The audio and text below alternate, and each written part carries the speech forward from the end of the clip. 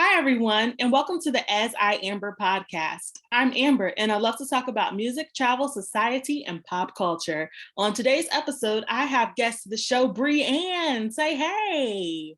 Hi, everyone. Hi. Thank you for having me, Amber. No problem. So before we delve into today's topic, I wanted to just introduce Brianne. She's a fellow creative, and we also attended college together at Fort Valley State University over a Woo-hoo. decade ago. Oh my God, we getting up there. But we still look good anyhow. Period. Period.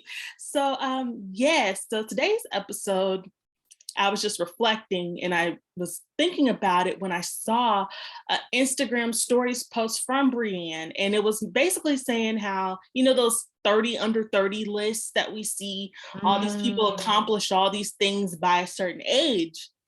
And in no way are we taking away from people's accomplishments or accolades, because those are great feats to have. But it made us think that, everyone's on a different life path, and we get to a certain age. I know I'm 31, and people get to a certain age in their 30s thinking that life is over when we're young still. yes. It's not over. We're just getting started on a second half of life. Yes.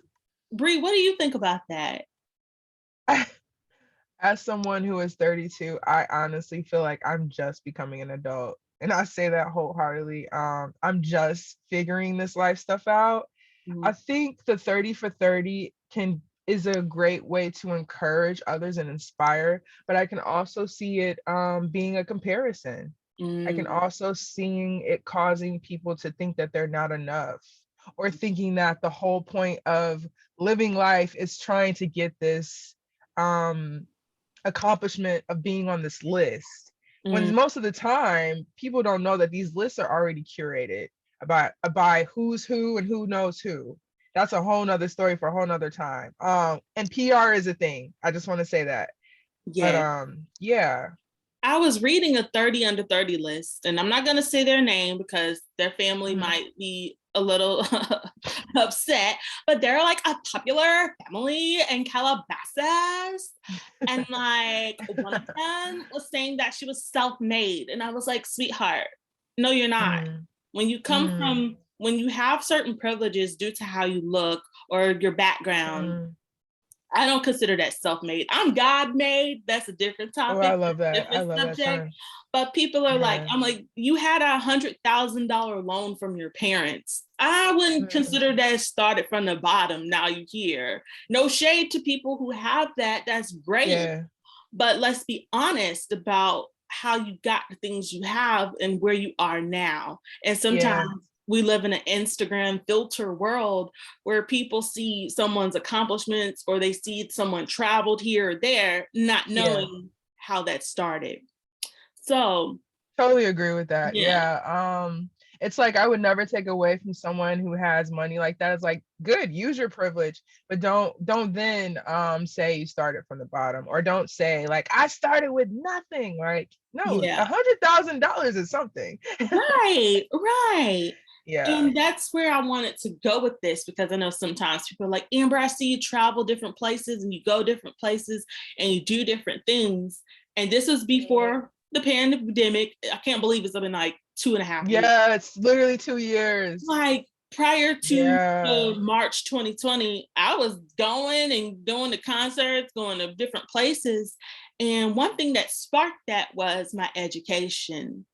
For Mm, those of you who may or may not know, when I was in 8th grade, I went to transfer from public school to a private school.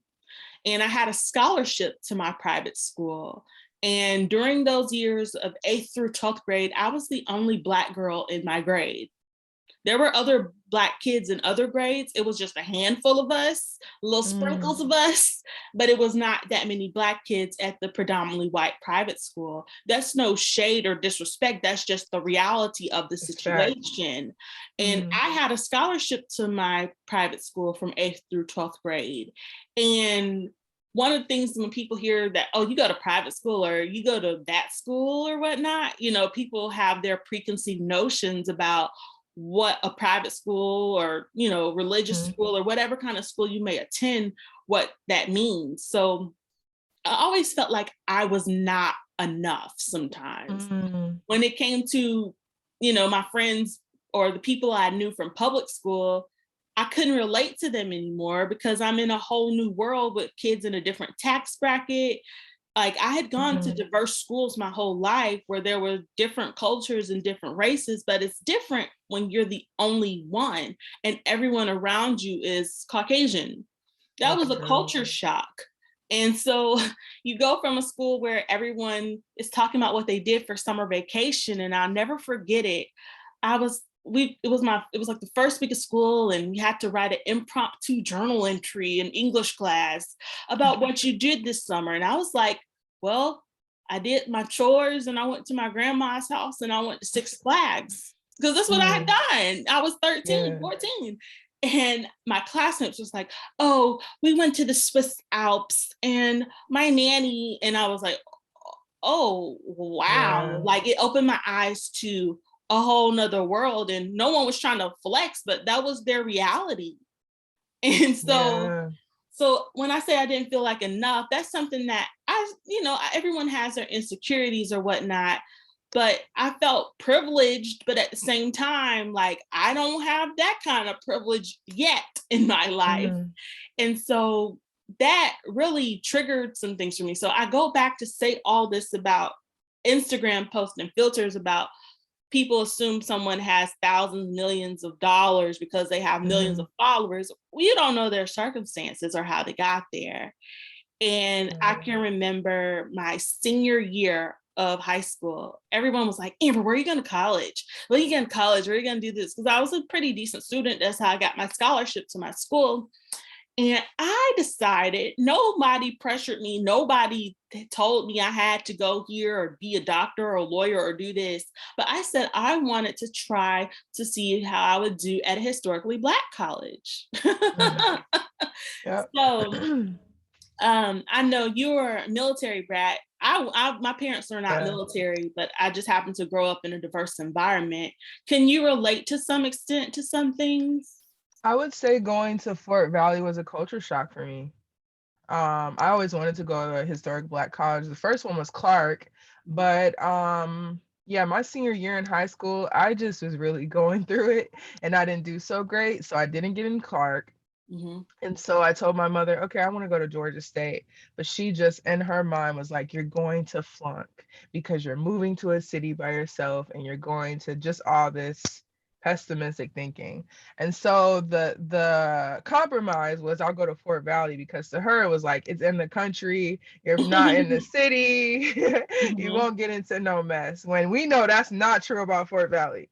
But so my first time being at Fort Valley was a culture shock for me because I was also used to being around different cultures, different people. But I'm so grateful that I went because it was an experience.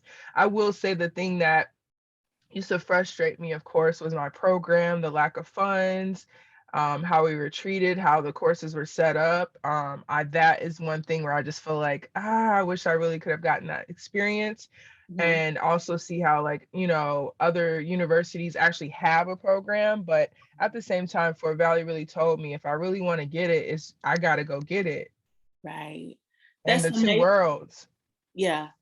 That's amazing that you say that, because I think, I don't know how I met you. I'm trying to remember how I met you, Brie. I don't know if it was in the library, the CAF, it might have been our program. I think about that a lot. We didn't have classes. We didn't have a lot of classes together because you were a year older. Yeah. But I don't think about it, I don't think we did. I'm trying to think. Well, we know each other for that long. Yeah. Yeah. And, one thing about it is, for those of you who may not know, Fort Valley State University is a historically Black college in Peach County, Georgia, the 478. Yeah, 478. Yeah, and it's near Warner Robins in Macon, for those of you who Backtown. Yeah, so shout out to you all who live there. We had fun.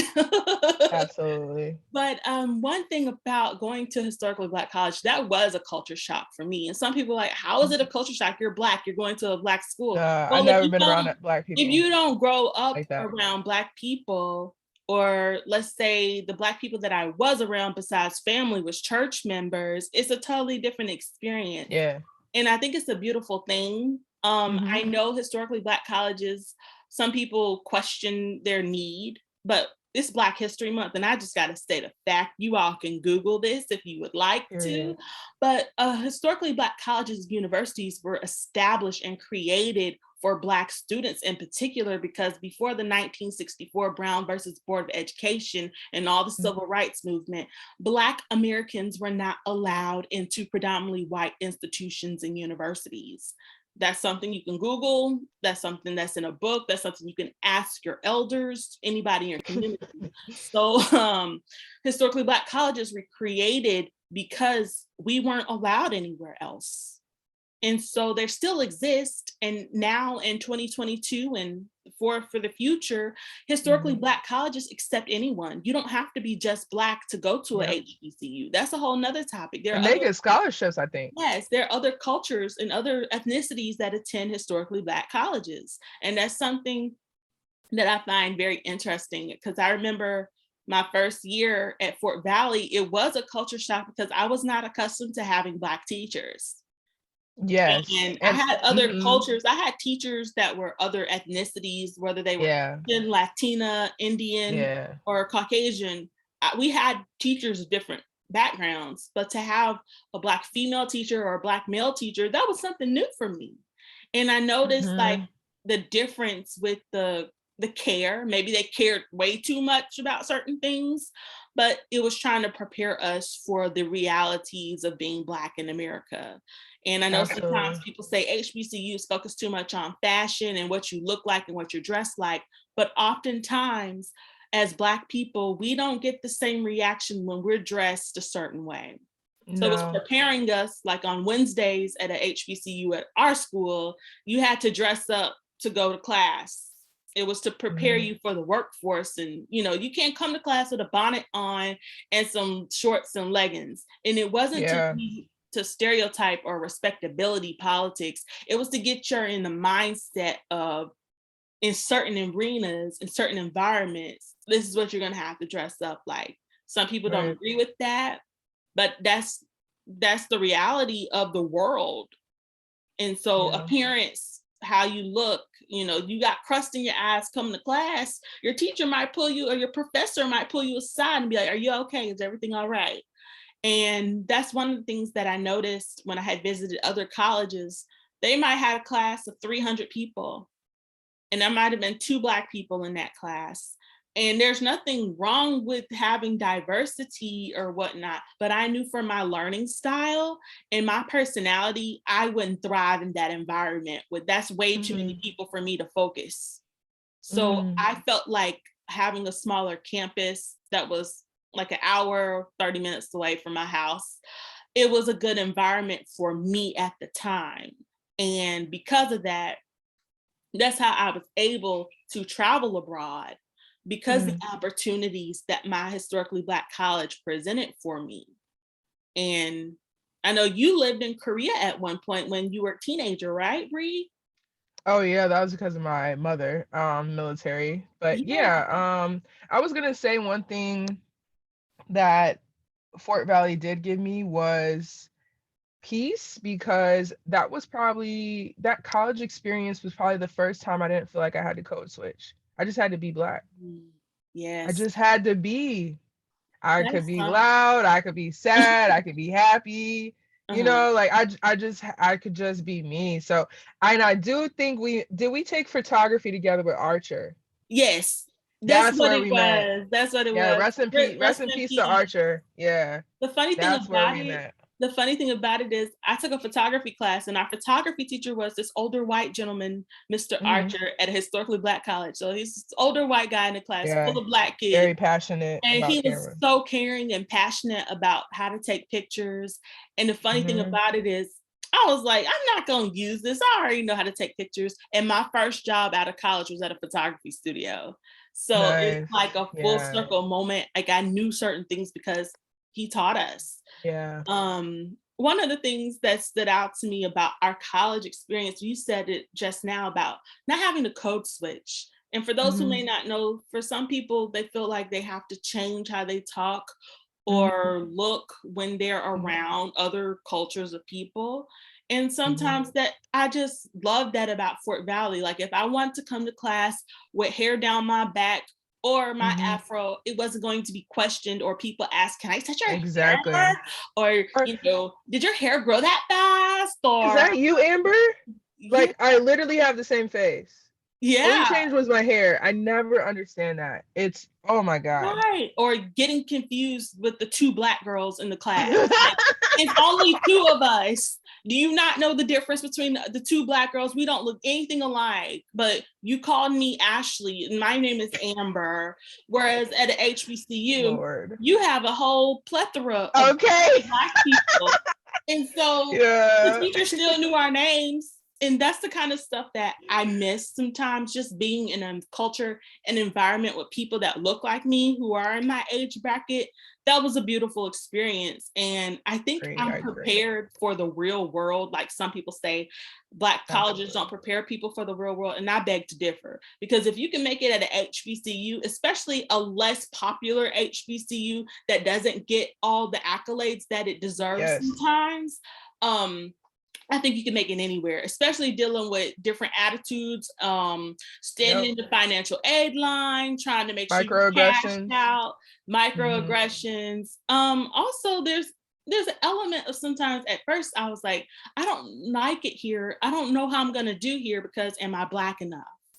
Oh, absolutely. I remember when I first got there because, I'm coming from living in Korea, so I always just was into trying new things, new hairstyles. Mm-hmm. And I had these bangs that were like above my eyebrows, and for the longest time, my roommates would just tease me for these bangs because it was style in Korea. I seen all the Korean girls Uh-huh. with it, and I was like, "Ooh, I want these bangs too." And I got teased for that. So it would also make me question, like, oh, am I Black enough? Because then when people would say, like, are you from New York? And I'm like, no, I'm literally from the South, and I'm proud to be from the South. But they're like, but you seem proper. But to me, I didn't feel proper. I felt like Mm-hmm. a lot of my speech was not Right. proper at all. But to them, it was just like, it was like I was this weirdo. So I totally agree of like not feeling Black enough sometimes. Yes. And I Yeah. felt like I could be myself.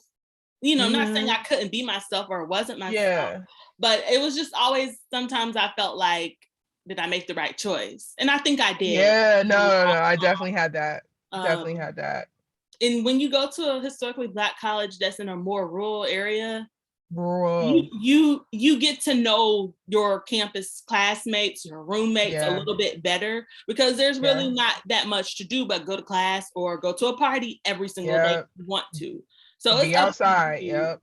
It's up to you to make it what you want it to be. Some people say it's a party school, and I'm like, every school is a party school. What are y'all Yeah. talking about? It's a matter of the Yeah. person.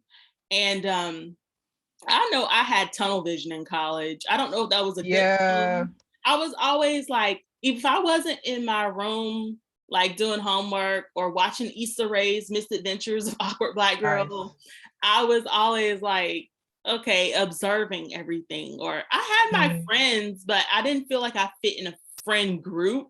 You know how you watch certain TV shows and you have these group of friends, Yeah. 4 or 5 people, and they've known each other and they're still friends to this day. It's like Yeah. I always had different friends and different attitudes and circles. So it wasn't like I hung Yeah. out with a clique of people. And I was involved in campus, but I've always just been like, I'm gonna be me. And if you don't Yeah. like it, oh well. And I remember there was a flyer on the on the campus and it was talking about studying abroad. And I was like, I'm kind of interested in that because at that time I had never been overseas. I had a Mm. passport because I was interested, but I had never traveled abroad.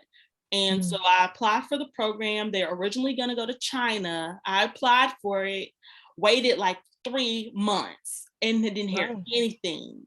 And then they finally reached out and like, we're not going to China anymore. And I was like, are you kidding me?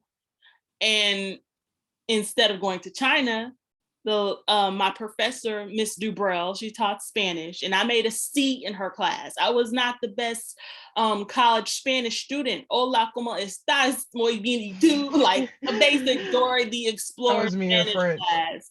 Um, that wasn't my thing, but I can kind of conjugate a Spanish verb if I want to.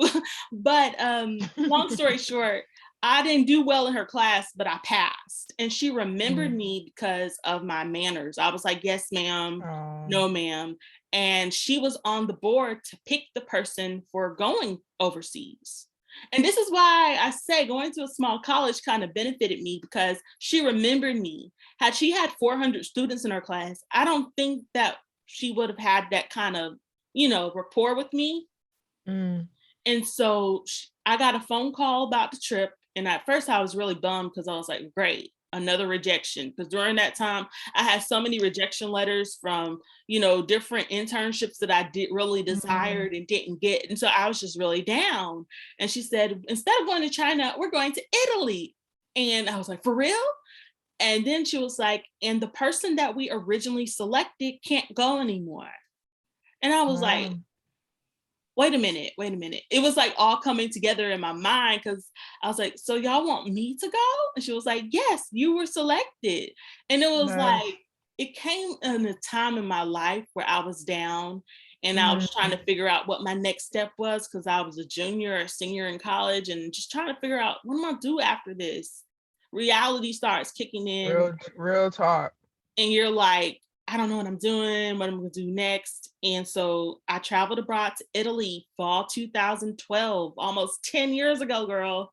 And I went to Italy for about 3 weeks. And we went to Rome, Nice. Venice, Capri, Pisa, Milan. And I came back and I had to do a presentation and all that kind of stuff. So had I not gone to a Circly Black college, I don't think I would have had that opportunity to travel for free to Italy. Wow. That's So amazing. thank you. And that sparked my interest of traveling. So I started Googling different programs or, payment plans because I was like, look, I like stuff. I'm a country girl but I'm in the country, but I'm a city girl. I like to go. So that was my experience. But for you, Bree, Yeah.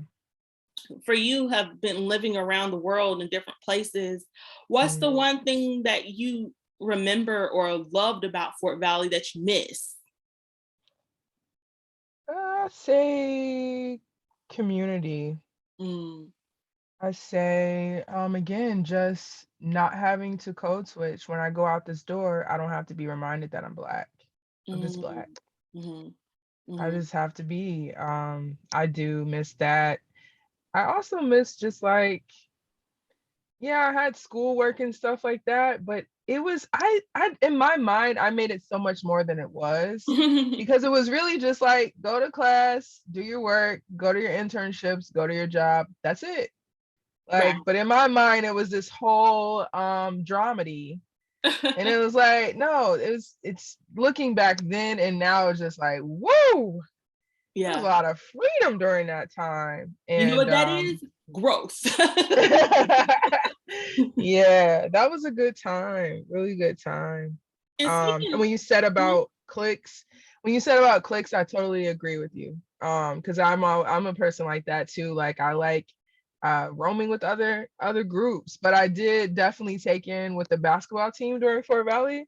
So I would lie and tell people that I played basketball and they would look for me. And that was the whole running joke. But they really took me in because I was just like, yeah, I couldn't fit in. I wasn't fitting in anywhere, but I mhm. started to really hang with the basketball players and they were my roommates. So Aw.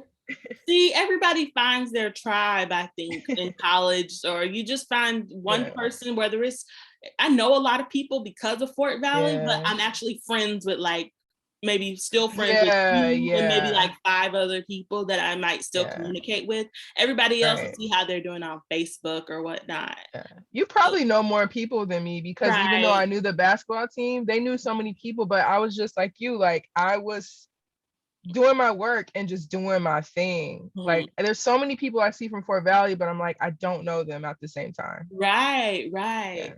And one thing about college is that I feel like sometimes after graduation, it's like the reality Mm, hits. Like, yeah, oh my God, yeah, I'm not yeah, seeing these people every single day. I yeah, miss my friends because everybody goes their different paths, whether some people had a baby, got married, moved, yeah, got a job opportunity, got this, got that. And yeah. not everyone jumped into their career path right after school. Right, That's the right, reality that I think sometimes isn't talked about. And you can get down and out because for what sure. was comfort, what was home for you, going and see your roommates every day who happen to be your friends, or hey, y'all want to eat at the caf, or y'all want to go here, y'all going to the step show, y'all going here, y'all going there, and then not seeing them anymore. Or like, Yeah, unless you're at homecoming where you schedule time throughout the year.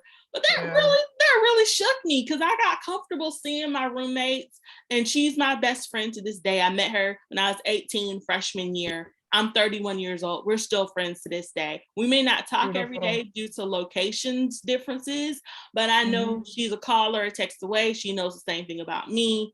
And I think it's just Right, a cool thing when you can have longevity of friendships. And even with you, Bree, you're on the West for Coast, sure. and Yeah, I'm still keeping in contact with you in the South. And it's just, yeah. that's the beauty, I think, the networking opportunity of college. Yeah, I totally agree. I was living off campus my last year at Fort Valley, and you just made me think of something because I was working at 13 WMAZ, but I was also homesick because when you're in the military, there's just a lot of time that is sacrificed with family, right? And Mm. so I was like, okay, I guess I'll go back to Texas, and I was applying to a job out there, got a job opportunity. But you just made me think because WMAZ was offering me this position, but I was like, no, no, no, I got to go back to Texas. And you made me think, like, what if life had been like had I actually stayed in Fort Valley, another year? Because I felt like I was moving so fast with schoolwork and everything that it was like all of a sudden, oh, you're graduating. And when you said that, it was just like, yeah, it gets so real that junior and senior year where I'm just like, go, go, go, go, go, where I can't even, I didn't feel like I was able to enjoy myself, like being a college student. I was just so focused on graduation. Right. I I wish, definitely think about that. yeah, I kind of wish I would have partied more, but maybe I wouldn't be the person that I am now. Yeah, so I say all that to say of like, yeah, I kind of wish that I had taken the job at WMAZ, had more time with my friends without having the schoolwork, but then I probably wouldn't even be in LA now. Right.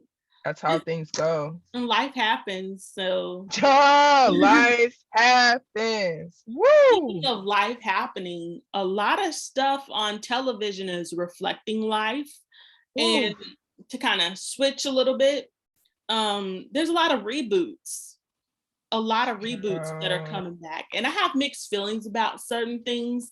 I feel like there's so much creativity out here. So mm-hmm, why y'all keep doing the same thing over and over again?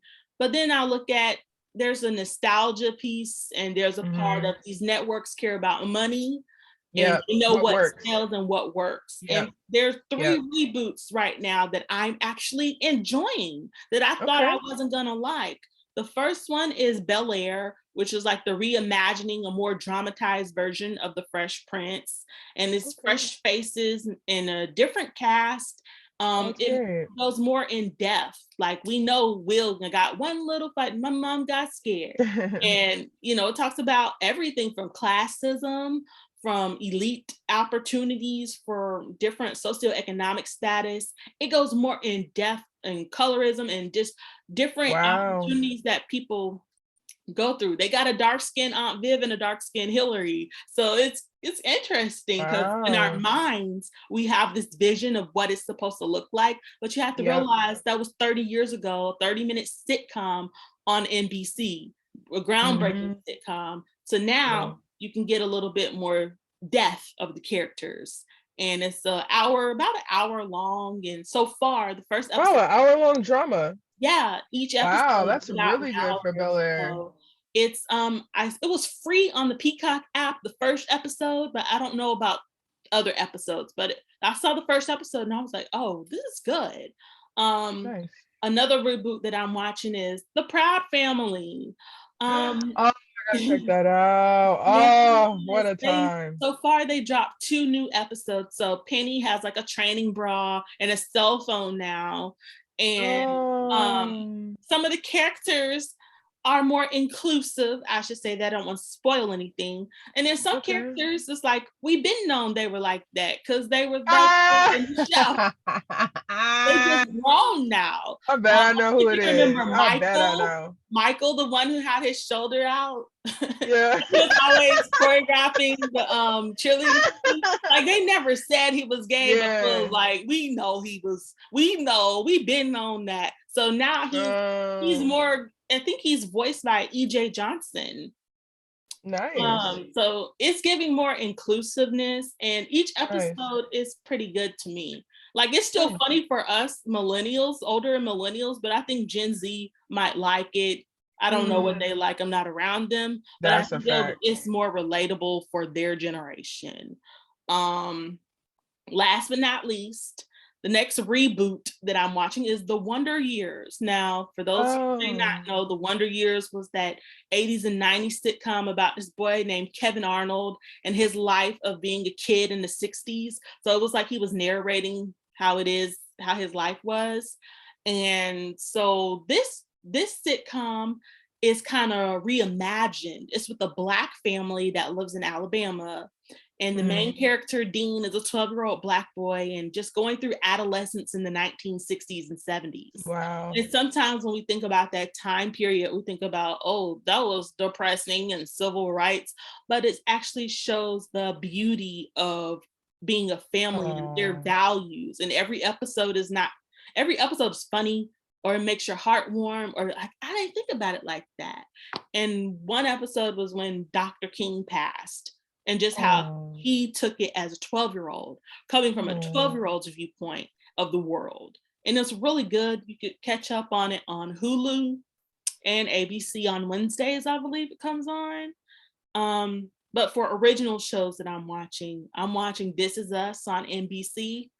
I'm Whoo, so behind. I need to catch up. I have, yeah, I'm seasons behind. This is the last season, right? yes, it's the final season, Okay. the sixth season. And if you don't know what This Is Us about, I say watch it for yourself. It kind of starts off slow, but the Oh, whole point of the show is a series of flashbacks, flash forward. The writing is phenomenal because it kind of gives you a incredible breakdown of writing. why is this person the way they are, and it's Mhm, all explained in the show. And it's just about a family of three, and one of the children is adopted. So you're mhm. like, how is that their brother? He's a Black male named Randall, and he was adopted as an infant. And it just, you have to watch the show for yourself. It's really good. Another show that I'm watching with Quinta Barris Brunson, I think that's her last name is Brunson. Yes, yes, yes. Quentin Added Brunson. Added Elementary. Funny. Oh my God, it is I'm about, so happy for her. yes, She's gonna sweep up them Emmys. yes. Absolutely. And it's to see her rise like in real Yeah, time. She went from being a yeah. meme and making A videos for meme. BuzzFeed to YouTube, now BuzzFeed, creator of her that own wasn't show. easy, but like the show is about a teacher in an inner city school. And you know, when they say inner city school, they mean a predominantly low income or Black Yeah. and brown kids. And it shows Hmm. the realities of teaching in this generation and Yeah. the what the teachers go through. So shout out to all you teachers and administrators, Yeah. especially y'all zooming during the pandemic, dealing with these baby kids. God bless you. And another show that I'm watching is Atlanta on FX. Now Donald Glover, also known as Childish Comes Gambino, next month. yeah, the third season premieres in March. And Yep. I'm still catching up on season 2 because they had a hiatus because so many of the actors on the show had so many different projects going Yeah. on. So to see They're it doing come back great. is great. And Atlanta is just about a guy who's trying to manage his cousin who's a rapper. Sounds basic, but it's hilarious and it's Hmm. eye-opening. Are you watching anything or reading anything in particular, Brie? Um, I would definitely recommend What We Do in the Shadows. I just think it's funny. I have a lot of dry humor, dark comedy. I'm really into that. Let's see. The Kanye documentary, of course, is amazing. Side note, one thing about that though, one thing, and I'm not gonna make this about him. We, we cannot go to act 3 without recognizing the whole 808s and heartbreaks era. That was an era. A moment. That was a whole different Kanye, from the fashion to the look to who he was dating to how he was making the music. So I was like, we gotta see how. Dang, they didn't document that. That's what I was looking forward to, the 808 and heartbreaks. And then I didn't even put I didn't even put two and two together. I was like, wow, Cootie is amazing, but I didn't realize it was Cootie and Chai, their directors. I didn't even put two together. Yeah, they're phenomenal too. And the third part comes out next week. Yeah, so when I saw the preview, I was like, where's 808s and heartbreaks? They fast forwarded though. Yeah, they fast forwarded a lot, because I was like, where's his girlfriend who was a Delta? That's what I'm saying. Where was his, all of that? You know, I think her name was Alexis. She might have been in the video on Act 2. That might have been her sitting down. Yeah, yeah. I was trying to figure that out. I would love to talk to her. Really now. good. She got the tea, honey. But one of the things that I've also been doing is reading more. I'm part of a book club. I'm kind of a nerd. Nice. Shout out to LeVar Burton and Reading Rainbow and everything. I love nerds. But I'm reading As I Am by the legendary model and actress Miss Cicely Tyson. She passed last year, but she had an extraordinary life. I mean, to be relevant for 60 years, and she didn't really get her start until she was in her 30s. It's really good. And another thing that I'm listening to on audiobook is Will Smith's Will. He's narrating. I like it so far. I'm still in the beginning parts of it, but he's narrating it. So it really feels like I'm listening in on a conversation. And that's what I like about audiobooks. And I can be folding clothes or cleaning up and still quote unquote reading. Yeah. So have you been listening to any new music lately, or? I am reading a book called The Big Leap. It's a really good. It's really discussing in detail about, the fears we may have, what may be blocking or making us feel stagnant from really going for what we want.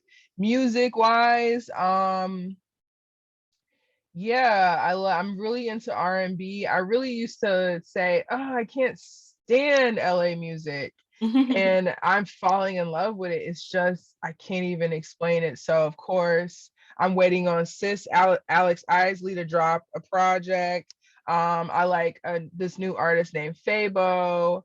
Who else do I listen to? Lucky Day, of course. I'm getting more and more into R&B.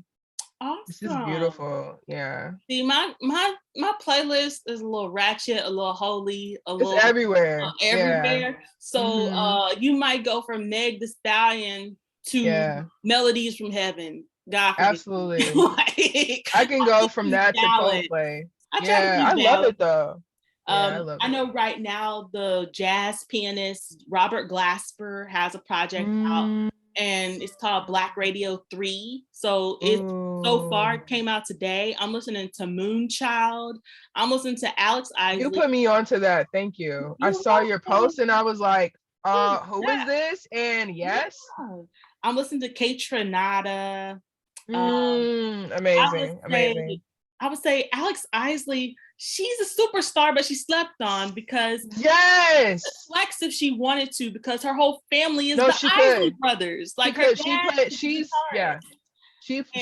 is really modest, but if she really wanted to get it off, she could. She really could. And I just love that. Like, she just seems so genuine. And I saw an interview with her on the Terrell Show on YouTube. So it was really good. And just the fact that her family is so legendary and she's so humble about it. And she's a great singer. She has perfect pitch, talent, and her voice might not be loud, but it's like perfect for. It's so soothing. It's very soothing voice. Gorgeous. One thing I'm also listening to, she's the thing, Cleo Soul. Oh, my girl. How could I forget my girl? She's from overseas. I don't know what's in the water overseas between her, Marie Dahlstrom, Snow Allegra, Taylor. Like, it's so many people overseas that have, like, I don't know what kind of R&B. They got different vocals. It's a water in there, yeah. Cleo got me through the beginning of the pandemic. That, that first album, woo. You know who I'm Yeah. looking forward to hearing from? Who's from Who? overseas? Ella May. She had Booed Up and all that years Oh, I think ago. she dropped new music, right? She dropped a single, but I'm waiting for an Okay. album because I was like, how you? She came out of the gate swinging, but the thing is, Booed Mm. Up came out like 3 years before it got popular. Oh, wow. She was working with Wow. DJ Mustard and she had Yeah, all these that's, I mixtapes and think she's different under him. songs like in Yeah. 2016, 2017. And Boot Up came out like 2016, but it didn't get popular Yeah. until like a year or two later. So that's a perfect example of God's timing because when it came Yeah, came yeah, yeah, on, yeah. it was everywhere. And I was like, I heard this Wow. song before like a year ago, but no one, everybody kind of Wow. slept on it and it got popular all of a sudden. I also like when artists take their time on really making some music. So it's I all artists because it's a process. I'm not a robot, you know. Right. But yes, but also it's like I'm not a robot, but like, yeah, Kendrick Lamar, would you please drop your album already? I'm tired. Okay. His last album with TDE, I think. This is Yeah. the label that I'm he's so on. excited for his new company and everything because Mhm. I think we're going to get even more of an unfiltered Kendrick. Right. I think he's so smart to get his behind off social media. Like this is the things. Yes. I love that J. Cole and Kendrick, that's like the only time we get on social media is to promote the record Yeah. label. It's like I don't have to worry about, Who's seeing too who? much and who Yeah. they dating of the week and how many babies they. Yeah. It's just like I use social media for my work. If I want to be private, I am. If I want to be public, Yeah. I will be. Kind of like Beyonce, she posts her fashion looks Yeah. and keep it cute and moving. And I think Yeah. sometimes the mystery of a celebrity is For gone. sure. Oh, for Like, sure. and For then sure. I respect Rihanna. She's a business mogul now. She's about to be a Absolutely. mom. And I respect Absolutely. that, her last album was 2016. So, if she decides to even do another album, it's going to be really good because she's lived Oh life yeah. Yeah. and That is such a great she perspective. had Yep. time. She has had time to reflect on different experiences because now the way people consume music is like album, album, album, single, Yep. single, single, single, TikTok, TikTok, TikTok, then Yep. blah, blah, Ooh, blah. that TikTok You is know the what one. I'm saying? I Yep. think it's Mm-hmm. great for running up like a dance record or up tempo beat. Mm-hmm. It's great marketing, but then it will kill a song too because people get tired of it because I can't listen to hours and hours and hours. Oh my Like, gosh, that was such a beautiful song. it's Such so a beautiful beautiful. song. So beautiful. But Woo. then everybody play it every day, every hour. Woo. Let me sing to you. Can I sing to you? It's great for her. And shout out to, I think her name Money Long. That's her name. Mooney Long. Mooney Long. I don't know Mm-hmm. how I'm saying it right, but she's No, been it's writing for people for years. It's yeah. like now is her time. She's written for Rihanna. She's written for different artists. So it's like it's the year of the ghostwriter getting shine. Same thing for Victoria Monet and Seven Streeter.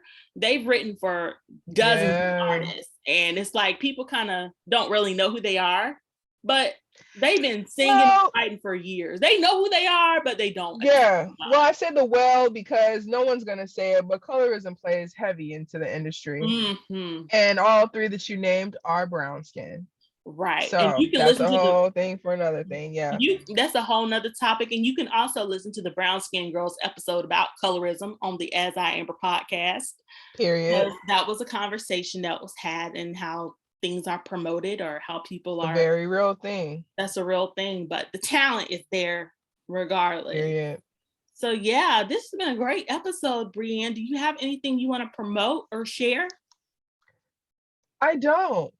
I don't have anything I want to promote. I'm just grateful for the opportunity and I'm just happy to be on your show. Thank you for having me. You're welcome. And y'all, Brienne is an inspiration. She's not gonna talk about it or say it, but I am. Brienne moved across country, like before the panoramic, all the Picasso, whatever you want to call it. Picasso, a new one for me. She moved from Philly. She lived in Philly. I think it's the military brat in her, like up in Absolutely. She moved to Philly from Georgia. And then from Philly to LA. And it's inspiring. I know in between you've stopped and moved different places or gone on road trips or whatnot, but I think it's really Girl. inspiring to just have that tenacity to just up and leave. And I moved for a job in South Carolina, but I'm now back in Georgia. And just moving, yeah, I think you just grow differently sometimes. Yeah, yeah, but I thank you for that. Thank you for those words. But yeah, but I think me at 32 is now wanting to learn stability. Mm. So LA is now home for me, and Hmm. so now that I'm home, and that's so funny for me to say because I never felt like I actually had a home. Uh, So now I'm really working on the stability of that. So yeah, wow. I'm gonna um, have to fly out there one day and chill yeah, again. absolutely. LA, you're a Cali girl. That's the stuff. No, I'm still from the South, You baby. still from the Proud from the South South. with an F. Proud from the South. South. Proud from the South. Absolutely. Yes, a Southern girl in a Cali world. Yeah. Yeah, everybody from Atlanta moving out here too. It's a lot of them out here. Yeah, I heard the rent is going up on a Yeah, Tuesday in Atlanta. yeah, I don't know what it yeah. is. That was the whole thing about Atlanta too. The whole thing was the move, still have the city and not too expensive, but it's dang near LA prices. Yeah, at least in LA you get the beach. You get some Right. tranquility if you desire. It's So like, yeah, I'm sad I'm paying for all this stuff, but I can go to the beach and cry about it. right, right. Who wants to cry on 285 in traffic? Shout out Shout out to Amaretta for her new single, Not Oh Atlanta. man, that's She really shook the good. table. She shook the Yeah, table and gave us a geography lesson. But the right. irony is she did the song and I she lived in cried Clayton at that. County. But it's I okay. cried at that. Yeah. I'm not from Atlanta. I never claimed to be from Atlanta or anything. But people Would you move to assume, Atlanta? I don't know, for the right coin, I would. Mm, For the right coin. But I feel like I would move to LA before Atlanta. mm. I think so. I like the water. I like the West Coast. It Oh seems yeah, the like water's a nice healing. vibe. A nice Yeah. vibe. But who knows what the future holds? So hey, I'm open to either Period. one. Open to Period. either one. But I like the Period. water and just relaxing. So yeah. Well, it's been a great episode. Thank you so much, Brienne, for coming on the As I Amber podcast. You all don't forget to go to your iTunes and leave a nice review. Go to asiamber.com, check out my playlist, my website, my rants, different things that I have talking about. I appreciate you all for listening and follow me on Twitter and Instagram at AsIamber. That's ASIAMBER. Thank you for listening. Good night or good morning. Bye.